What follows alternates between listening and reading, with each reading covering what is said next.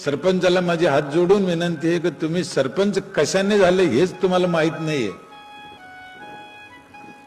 मी कशाची शपथ खाऊन सांगतो, तुमच्या आईची कूच चांगली आहे म्हणून तुम्ही सरपंच झाले, लक्षात ठेवा. त्याला तुम्ही कोणामुळे सरपंच नाही झाले दुसऱ्या, आणि त्याला डाग लागून देऊ नका. कोणी म्हणत असं दारू पाजल्यानं सरपंच झालं, पैसे वाटल्यानं झालं, भाजपचा होतं म्हणून झालं, काँग्रेसचा होता म्हणून झालं, सब खोटा आहे. आपल्या देशातल्या लोकशाहीत तुम्हाला कोणत्याही पदावर बाकीच्या साह्यानं जाता येतं.